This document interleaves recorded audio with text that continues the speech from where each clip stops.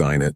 Patricia stood in my kitchen, in my house, holding eviction papers with my name on them. My husband stood behind her, silent, arms crossed. And that's when I knew.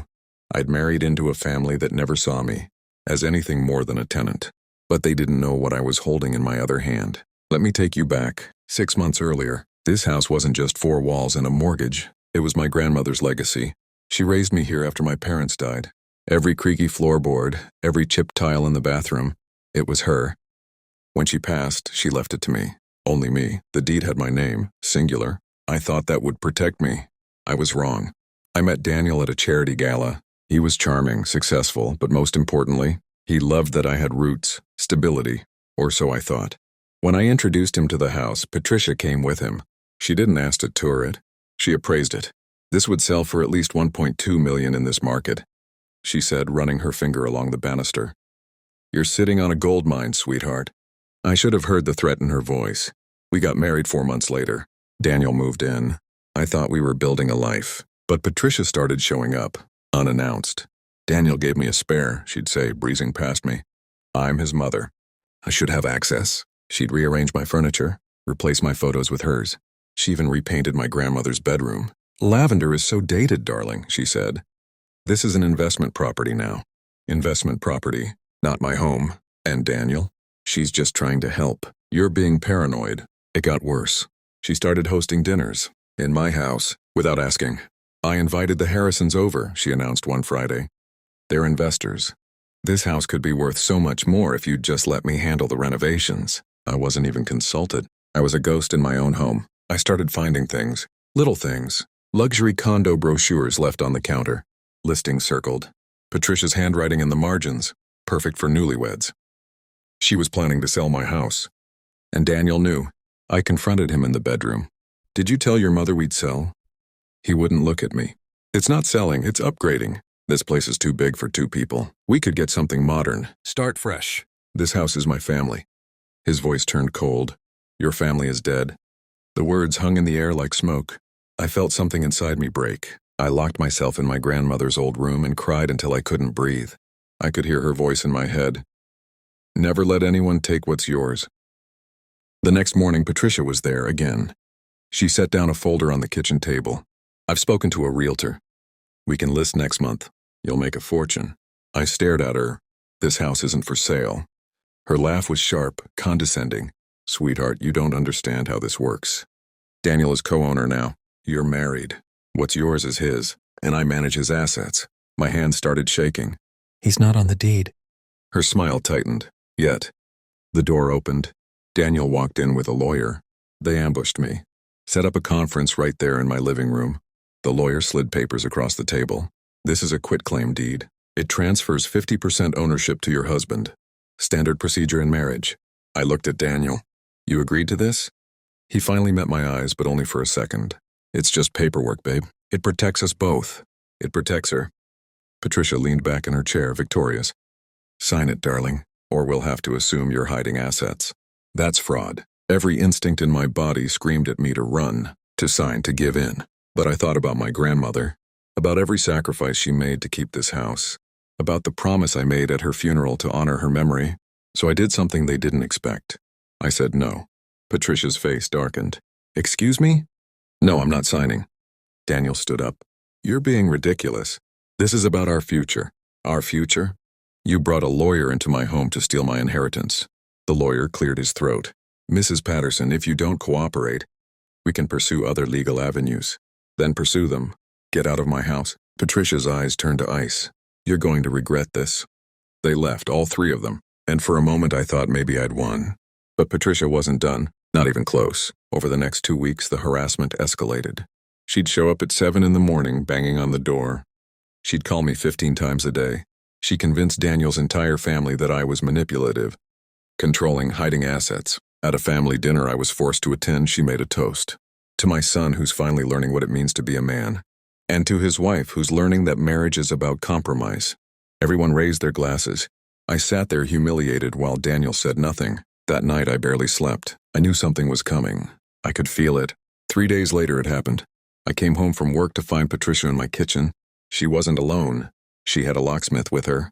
What are you doing? She turned to me with a smile that made my blood run cold. Changing the locks. This house is no longer safe with you in it. You can't do that.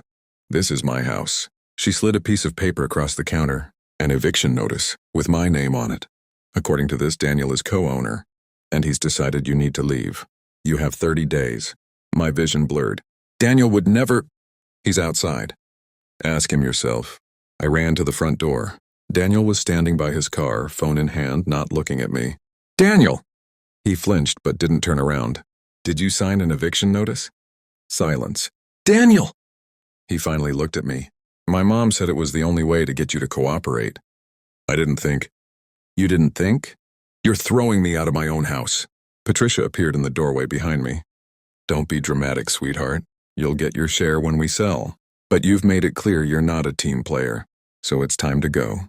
That's when something inside me snapped. I walked past her, back into the kitchen. I grabbed my purse, and I pulled out the deed. The original deed. The one my grandmother's lawyer had given me just days before. This, I said, my voice shaking but steady, is the legal deed to this house. My name only. Daniel was never added as co-owner. Your eviction notice is based on fraud. Patricia's face went white. I spoke to a lawyer. A real one, not whatever crony you paid off. Daniel has no legal claim to this house.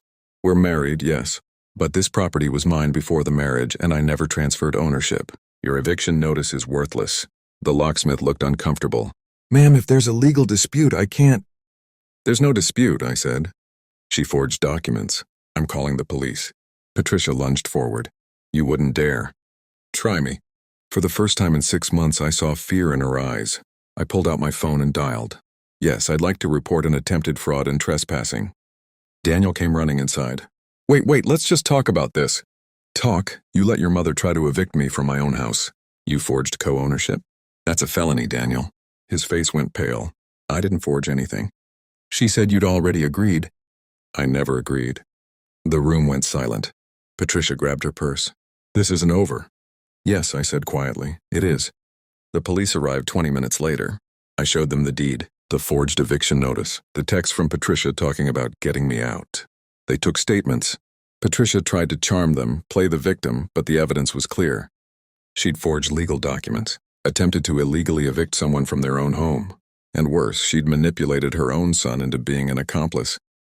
Patricia was charged with fraud and forgery. The case made local news. Local woman attempts to steal daughter-in-law's home. Daniel's family disowned me, said I'd destroyed their reputation, ruined Patricia's life. But the worst part, Daniel left. Not right away. He stayed for a few days, sleeping in the guest room, barely speaking to me. And then one morning I woke up and he was gone. No note, no explanation.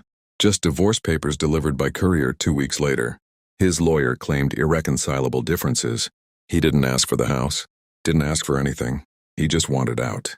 I signed the papers alone at the kitchen table, the same table where Patricia had tried to steal everything from me. The house was mine, fully, legally, undeniably mine, but I'd never felt more empty.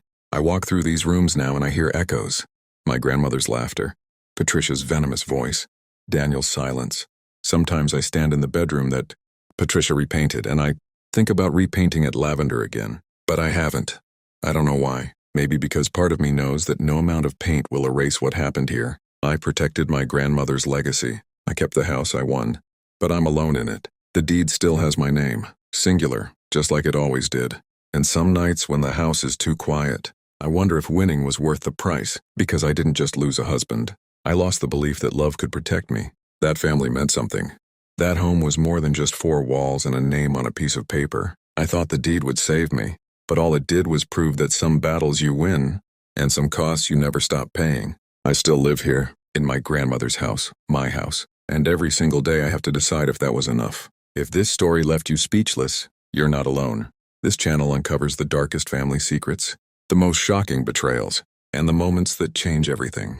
Hit subscribe and turn on notifications so you never miss when someone's world falls apart, because sometimes the truth is more devastating than any fiction. New stories of betrayal, revenge, and consequences drop every week. Subscribe now.